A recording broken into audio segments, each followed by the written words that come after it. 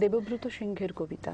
কবি দেবব্রত সিংহ আঞ্চলিক ভাষায় এই কবিতাটি লিখেছেন। আঞ্চলিক ভাষার কবিতা তেজ।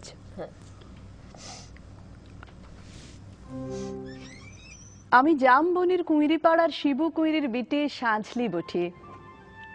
কাগজওয়ালারা বললে এক উহু অতটুকুন বললে হবে কেনে? তুমি এবারকার মাধ্যমিকে প্রথম হইছ, তোমাকে বলতে হবে আরো কিছু।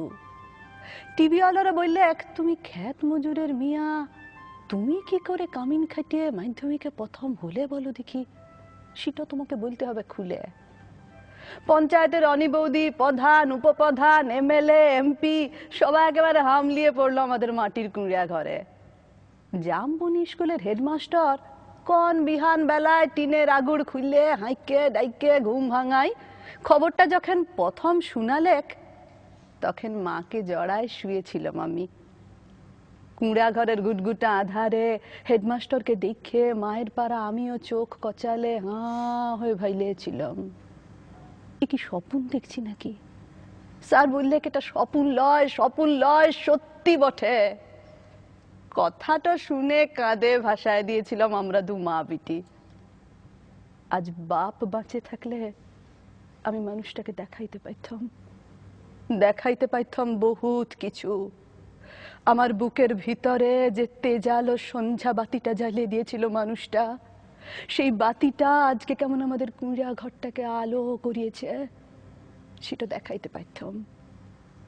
আপনারা বলছেন বটে তোমাদের মতন মেয়ারা যদি উঠে আসে তাহলে ভারতবর্ষ উঠে আসে। কথাটা খুবই সত্যি, কিন্তু উঠে আসার রাস্তাটা যে এখনো তৈরি হয় নাই। খাড়া পাহাড়ে উঠা যে কি জিনিস, বহুত দম লাগে, বহুত তেজ লাগে। আমি জামবনির কুঁইরি পাড়ার শিবু কুঁইরির বিটি সাঁঝলি। যখন তাকে হুঁশ হয়েছে তখন তাকে শুনে আসছি বিটি না মাটি। ঠাকুমা বলতক পরের ঘরে হিসাল ঢেলবে, তার আবার লেখাপড়া। গায়ের বাবুরা বলতক তুই কুঁইরি পাড়ার বিটি ছিলা, তোর কামিন খাটা ছাড়া গতি কি? বাপ বলতক দেখ সাঁঝলি, মন খারাপ করলি তো হাইরে গেলি। শুন, যে যা বলছে বলুক, এইসব কথা এক কানে সিমহালে আরেক কানে বার করে দিবি। তখন বাবু পাড়ার কুচিল দেঘইরা ঘরে কামিন খাইতক মা। ক্ষয় রোগের তাড়সে মায়ের গতরটা ভাঙে নাই অতটা। মাঝে মধ্যে জ্বর টর আসতে বটে, জ্বর আলে মা চুপচাপ এগনাতে তালাই পাতে শুয়ে থাকত। মনে আছে সে ছিল এক জাড় কালের সকাল। রোদ উঠেছিল ঝলমলানি, ঝিঙা ফুলা রোদ। আমি সে রোদে পিঠ দিয়ে গা ধুলাই পড়ছিলাম ইতিহাস, ক্লাস 7-এর সামন্ত রাজাদের ইতিহাস। দেওঘরে গিন্নি লোক পাঠাইছিল বার কতক। মায়ের জ্বর সে তারা শুনতে নাই চায়। আমাদের দিদি বুড়ি তখনও বাঁচে, কুলতলায় বসে ছেঁড়া কম্বল মুড়ি দিয়ে বিড়ি ফুঁকছিল বুড়ি। শেষ তক বুড়ি সেদিন পড়া থেকে উঠাই মায়ের কাজটুকুন করতে পাঠাইছিল বাবু ঘরে। পুরানো ফটক ঘেরা উঠান, অত বড় দরদালান, অত বড় বারান্দা, সব ঝাঁট ফাট দিয়ে সাফ সুতরো করিয়ে আসছিলাম চুলে।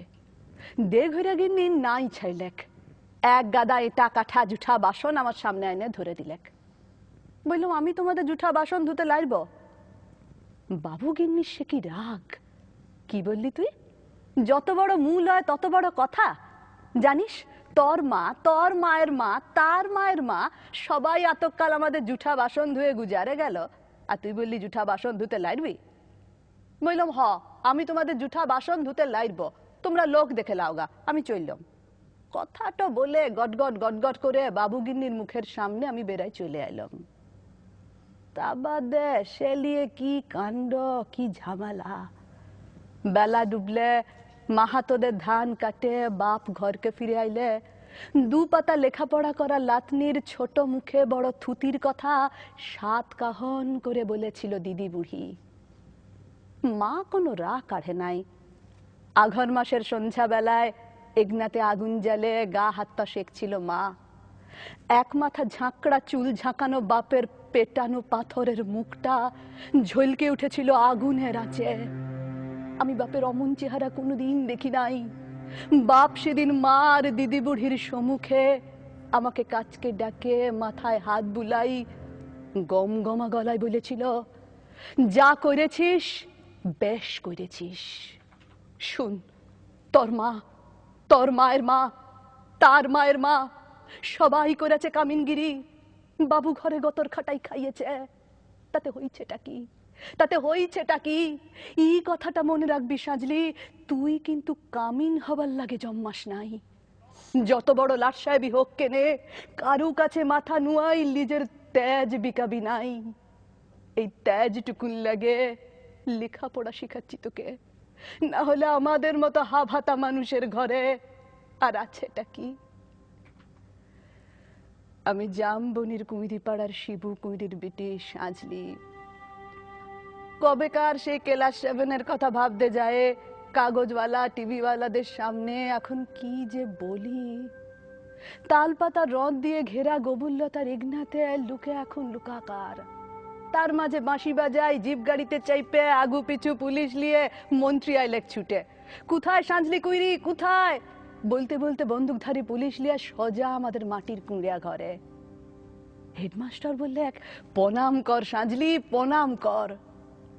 মন্ত্রী তখন পিঠ চাবড়ায় বললে, তুমি কামিন খাটি মাধ্যমিকে প্রথম হয়েছ, তাই তোমাকে দেখতে আইলাম। সত্যি বড় গরিব অবস্থা বটে।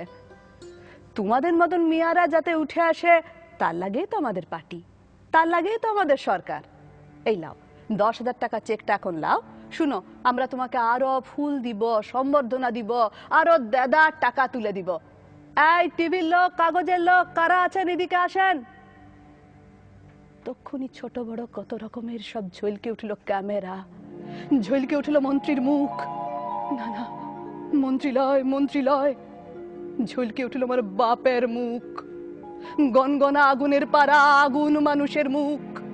আমি তক্ষুনি বলে উঠলাম, না না, এই টাকা আমার নাই লাগবে। আর আপনারা যে আমাকে ফুল দিবেন, সম্বর্ধনা দিবেন বলছেন, তাও আমার নাই লাগবে। মন্ত্রী তখন ঢোক গিলেক। গায়ের সে দেঘইরা গিন্নির বড় বেটা, সে এখন পার্টির বড় লেতা। ভিড় ঠেলে সে আসে বললে, কেনে কি হয়েছে রে সাঁঝলি? তুই তো আমাদের ঘরে কামিন ছিলি, বল তোর কি কি লাগবে, বল তোর কি কি লাগবে, খুলে বল খালি। বললাম, আমার পাড়া শয়ে শয়ে আরো অনেক সাঁঝলি আছে, আরো শিবু কুইরির বিটি আছে গাঁ গিরামে। তারা যতদিন অন্ধকারে পড়ে থাকবে, তারা যতদিন লেখাপড়ার লাগে কাঁদে বুলবে, ততদিন কোনো বাবুর দয়া আমার নাই লাগবে। শুনছেন আপনারা? ততদিন কোনো বাবুর দয়া আমার নাই লাগবে।